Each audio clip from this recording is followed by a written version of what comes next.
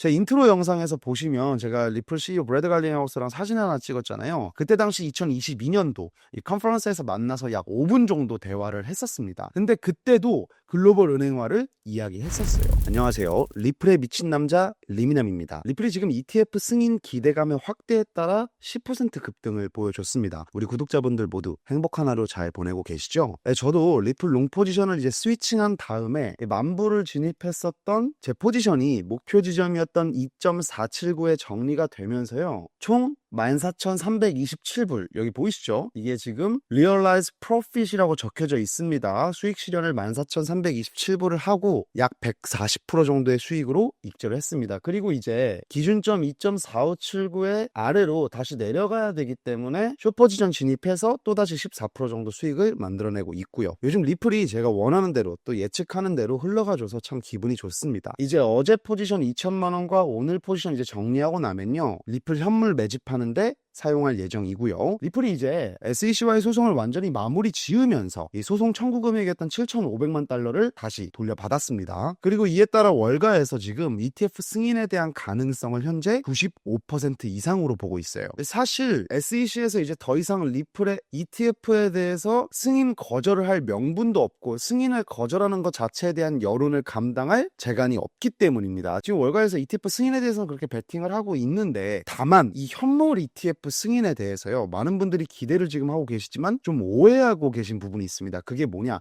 바로 기간이에요. 사실 비트코인 때 어땠냐면요. 지금 봤을 때 블랙록이 비트코인 ETF 승인을 한 건 23년도 6월입니다. 정말 역사적인 날이었지만요. 이때 바로 비트코인이 큰 상승을 보이진 않아요. 이때가 이때거든요. 오히려 뭐야 ETF 그렇게 기다렸는데 역사적인 순간이라고 하더니 별거 없네라고 생각이 들 만큼 움직임이 없었습니다. 그렇게 시장 개미들을 전부 다 속였고요. 결국 엄청난 포모를 이제 느끼게 하는 구간이 오는데 이때 이렇게 그냥 별거 없이 넘어가다가 갑자기 4달 뒤인 10월부터 상승이 나오기 시작합니다. 그러면서 이때 보면 이제 그 이후에 너무 많이 올라서 별거 아닌 것 같지만 이때 당시에도요 비트코인이 약 70% 정도가 상승을 해요. 그래서 지금 사야 되는데 발만 동동 구르게 되는 엄청난 상승이 나오고 그 이후에 또 갑니다. 이게 2024년 3월에 또 80% 가까이 상승이 나와요.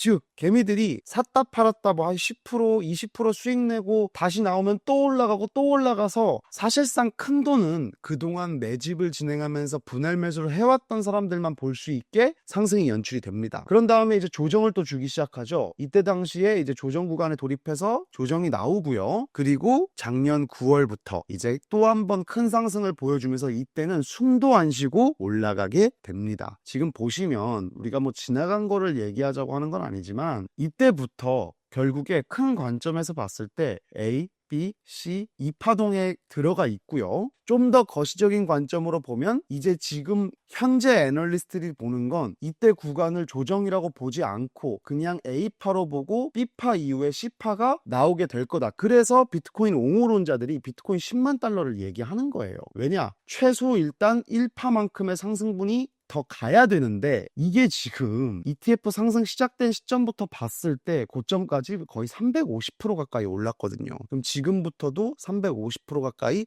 올라야 된다는 걸 뜻합니다. 제가 이제 큰 수익을 좀 만들었던 게 이 구간이었었는데 원래요 ABC 파동은요 A파의 상승분을 1이라고 보면 B파가 마무리되고 B파의 길이에 따라서 C파동 상승은 1에서 1.5만큼의 상승분이 나오게 됩니다. 그래서 좀 투자를 할 줄 아는 사람들은 이 B파동 끝자락을 아예 맞출 수는 없으니 항상 여기서부터 분할 매수를 계속 들어가게 되는 거예요. 내가 발끝 각질은 못 잡지만 최소 복숭아뼈에서 종아리 사이에는 잡아서 목에서 머리에 팔겠다 이런 목적으로 분할 매수를 하는 거거든요. 당장은 좀 내려가더라도 결국에 손익비는 잘 나오게 될 수밖에 없으니까요. 그러면 한번 이걸 기억했다가 리플을 볼까요? 비트코인보다 상승력은 강하지만 전체적인 움직임의 기저 자체가 지금 비슷한 모양새를 보여주고 있고 비트코인이 비트코인 도미넌스 즉 시장 장악력을 먼저 가지고 가고 있는 만큼 리플은 그 뒤에 그림새를 따라가게 될 거라는 거예요. ETF 승인이 나오게 되면요 오히려 소매 투자자들이 많이 몰리게 되면서 ETF 승인 직후에는 조정이 나오거나 횡보를 할 수도 있습니다. 이게 바로 개미들에 대한 눈속임이라는 거죠. 여러분께 말씀드리는 건 비트코인에 지나간 역사를 보면서 XRP에 대한 잘못된 판단을 하면 안 된다는 말씀을 드리고 있는 겁니다. 실망 매물들을 대형 투자자나 세력들은 다 받아낼 겁니다. A파 상승에 대한 B파의 지금 소화 시간이 제가 이제 표시를 해놨는데 길어지게 되면 길어질수록 A파 상승분에 대한 C파의 상승이 더 크게 나올 수밖에 없다. 지금 구간을 1이라고 보면요.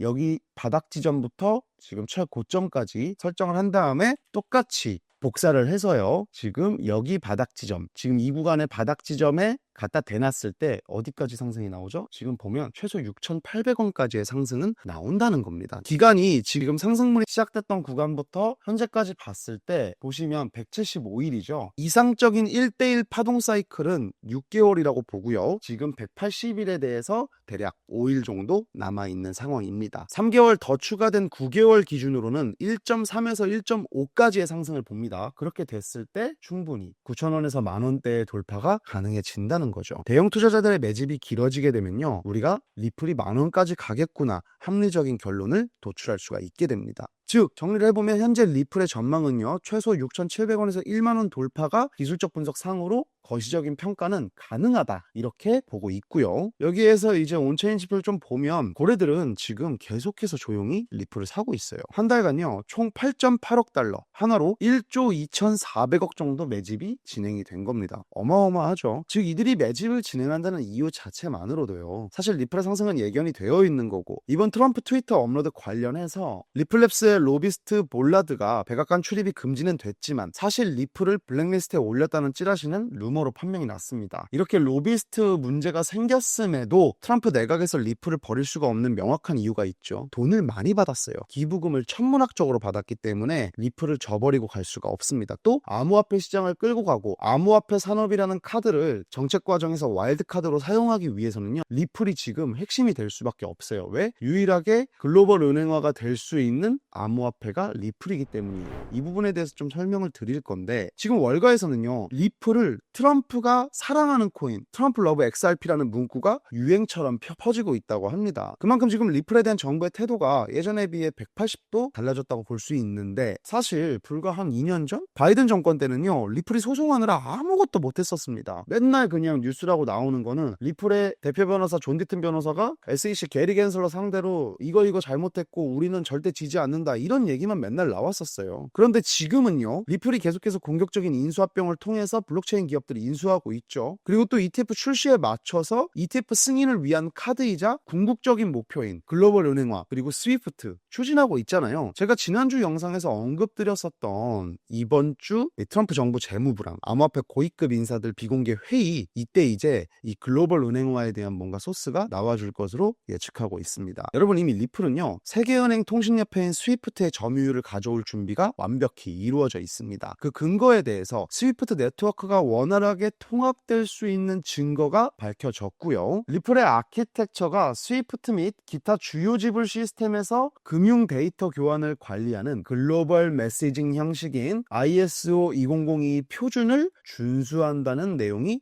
확인이 됐습니다. 즉 XRP는 지금의 기술력으로도 당장 하루 10조 이상의 거래가 나오는 이 스위프트의 점유율을 나눠 가져도 아무 문제가 없다는 거예요. 그리고 XRP가 가지고 있는 진짜 대형 호재이자 메리트가 바로 이 스위프트 점유율 따오는 거다 말씀드린 이유는요, 스위프트의 ISO 2002를 준수하는 유일한 암호화폐는요, 비트코인도 이더리움도 아닌 바로 이 리플이다. 즉 글로벌 은행화를 추진하는 이유도 리플은 대형 알트코인으로 남으려는 게 아니고 전통금융 거래를 서포트하는 금융 서비스 블록체인이 세계 최초로 되겠다는 거예요. 즉 아예 다른 장르가 되겠다라고 지금 리플은 말하고 있는 겁니다. 그리고 이 과정에서 왜 트럼프 정권에서 리플을 저버리고 갈 수 없냐면, 트럼프가 바라보는 암호화폐 시장은 전통금융 월가와 함께 미국이 무조건 1등을 해야 되는 새로운 금융 시스템이에요. 또 투자 시스템이고요. 그러다 보니 이 암호화폐 시장을 가져갈 수밖에 없는데, 여러분도 아시다시피 비트코인에 대한 보유량이 중국에 어마어마하게 많습니다. 여기에 뭐 차명 계좌부터 이제 불법 자금 세탁까지 어마어마하게 많아요. 그리고 이더리움은 이제 해리스, 이 민주당 쪽에 좀 붙어 있는 테마 코인입니다. 그러다 보니 트럼프가 밀 수 있는 게 지금 솔라나랑 리플인데 솔라나보다는 리플이 이 글로벌 은행화와 더 적합하다고 판단하기 때문에 리플을 계속 서포트를 하고 있는 거고요. 그래서 버리고 갈 수 없는 카드입니다. 이걸 여러분이 알고 계셔야 돼요. 이미 리플은 계속해서 이 과정을 준비하고 있었던 게 제 인트로 영상에서 보시면 제가 리플 CEO 브래드 갈링하우스랑 사진 하나 찍었잖아요. 그때 당시 2022년도 이 컨퍼런스에서 만나서 약 5분 정도 대화를 했었습니다. 근데 그때도 글로벌 은행화를 이야기했었어요. 이미 리플은요 아주 한참 전부터 이 청사진을 그리고 있었고 다만 그동안 SEC의 족쇄 때문에 이 펼치지 못했던 꿈을 지금 펼치고 있는 중이다, 이렇게 보시면 될 것 같습니다. 제가 그때 만났을 때 사람이 진짜 많이 좀 피곤해 보였었어요. 아마 관련된 스트레스였겠죠. 홀더들도 리플 욕을 엄청 했었고요. 근데 요즘은요 인터뷰 영상에서만 봐도 그때보다